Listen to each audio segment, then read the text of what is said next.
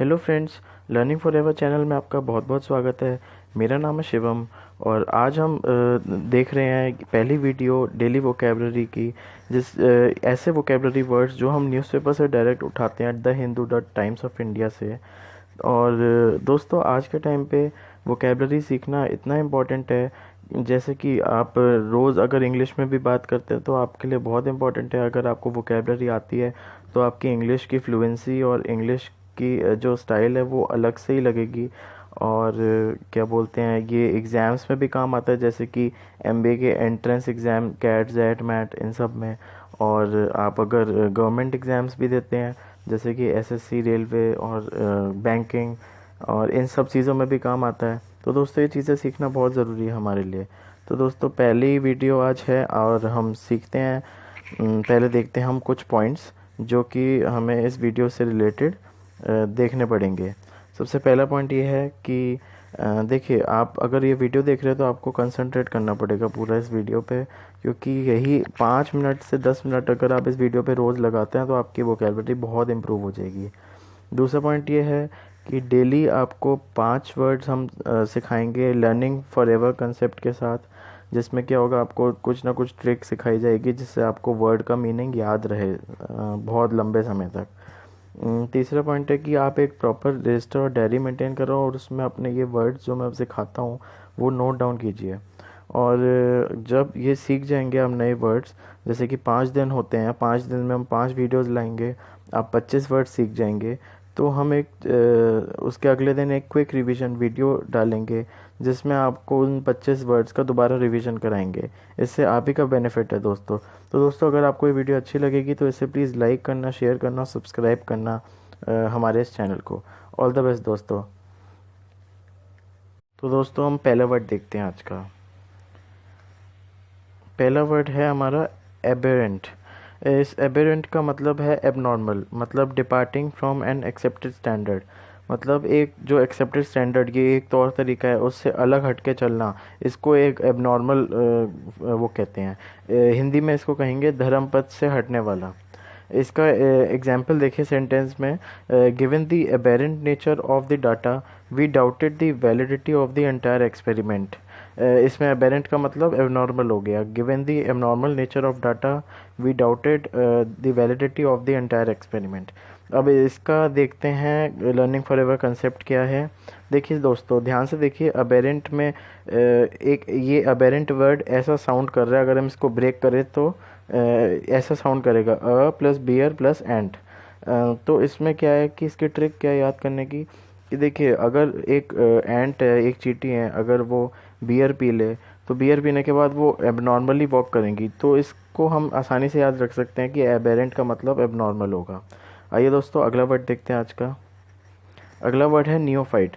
Neophyte means कोई ऐसा इंसान जो नया हो, मतलब बिगनर हो, फ्रेशर हो, एंट्रेंट हो, नव छात्र जैसे बोलते हैं। इसको देखते हैं, any new participant in some activity.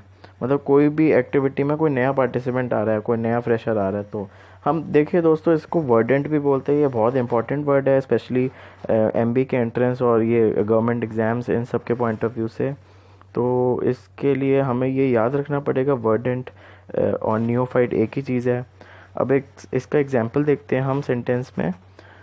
4 day cooking classes are offered to neophytes and experts. मतलब 4 दिन की कुकिंग क्लासेस ऑफर्ड की गई नए फ्रेशर्स को और एक्सपर्ट्स को। तो इसका एल एफ कॉन्सेप्ट अगर देखा जाए तो ये है। देखिए दोस्तों, नियो मीन्स न्यू, इसका मतलब न्यू होता है। और फाइट जो है वो साउंड मतलब बिल्कुल वैसे ही साउंड करते हैं जैसे कि फाइट साउंड करती है। तो एक नया न्यू कमर और फ्रेशर जो भी है वो पार्टिसिपेट कर रहा है एक एक्टिविटी में, एक फाइट में समझ लीजिए, एक चलती हुई एक्टिविटी में या किसी में पार्टिसिपेट कर रहा है, तो उसको हम न्यू फाइट कहेंगे। तो दोस्तों, आप इससे लिंक कर सकते हैं इसको याद रखने के लिए लंबे टाइम तक। अगला वर्ड देखते हैं दोस्तों। अगला वर्ड है ब्लजन। ब्लजन को का प्रोनाउंसिएशन ध्यान से सुनिए, ब्लजन। इसका क्या है, इसका मतलब ये होता है कि किसी को रिपीटेडली मारना किसी हैवी ऑब्जेक्ट से, या किसी को हिट करना, या ये भी होता है कि किसी को फोर्स करना कुछ काम करने के लिए, या किसी को प्रेशराइज करना। देखते हैं इसका मीनिंग है, beating someone repeatedly with a heavy object. मतलब किसी भारी ऑब्जेक्ट से मारना। थ्रैश करना, हिट करना, फोर्स करना किसी को कुछ करने के लिए, किसी को मारना, किसी को प्रेशराइज करना। इसका सेंटेंस एग्जांपल देखते हैं। She was found bludgeoned to death in the basement. कोई बेसमेंट होगी, उसमें एक लड़की है कोई, जिसको ये पॉइंट कर रहा है। इसमें ये है कि मतलब इतना मारा, इतना ब्लजन लिखा है, ब्लजन टू डेथ, इसका मतलब ये कि इतना मारा जब तक उसकी डेथ ना हो गई तब तक उसको मारते रहे। तो इसका learning for ever concept, LF concept ये है कि ब्लजन जो है वो साउंड कर रहा है ब्लड जैसा। तो अगर आप किसी को मारोगे तो ब्लड आएगा बाहर।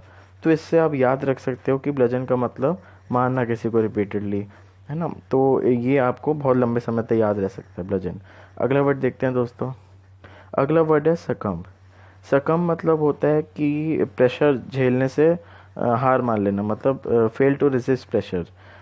इसको हम सरेंडर भी बोलते हैं, या मर जाना भी बोलते हैं, या सिर झुकाना, या जैसे भी हम सरेंडर ये सब बोलते हैं इसको।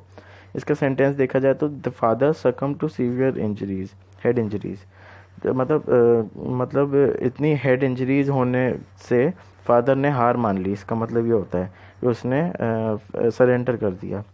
अब इसका एलएफ कंसेप्ट ये है, इसको याद रखने के लिए, कि सकम ऐसा साउंड कर रहा है सक प्लस थम। मतलब जो बच्चे हैं वो हमेशा अपनी थम को सक करते रहते हैं, और उनके पेरेंट्स कभी गिव अप, मतलब इतना समझाते हैं फिर भी बच्चे नहीं मानते, तो उनके पेरेंट्स एक दिन गिव अप कर देते हैं, सरेंडर कर देते हैं। तो इससे हम याद रख सकते हैं सकम को। आइए दोस्तों अगला वर्ड देखते हैं आज का, ग्रीवियस। ग्रीवियस आपको नाम से ही लग रहा है सीरियस, सीरियस ग्रीवियस सारे एक जैसे साउंड कर रहे हैं, तो ये तो इसका कंसेप्ट हो गया। ग्रीवियस का मतलब भी यही है, सीरियस या सीवियर या क्रिटिकल कंडीशन, गंभीर सी कंडीशन होना, या टेरेबल या बैड भी हो सकता है। इसका सेंटेंस देखा जाए तो he had suffered grievous head injuries. मतलब एक इंसान है, उसको बहुत भी गहरी क्रिटिकल गंभीर हेड इंजरीज लगी हैं, मतलब बहुत ही सीरियस है वो इसकी सिचुएशन इस समय।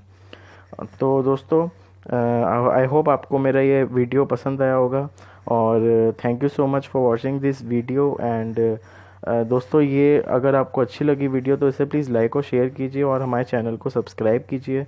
और दोस्तों एक चीज़ और, अगर आप वाक्य में ये वोकेबलरी मेरे संग रोज़ सीखना चाहते हैं तो आप प्लीज़ एक डायरी या नोटपैड कोई भी आप एक बनाइए प्रॉपर, और उसमें ये वर्ड्स रोज़ के लिखना शुरू कीजिए। आपके रिवीजन के बहुत काम आएंगे, जब मैं 25 वर्ड्स सिखाऊंगा तब भी, और मतलब 25 वर्ड्स जब रिवाइज़ कराऊंगा तब भी आपके बहुत काम आएंगे।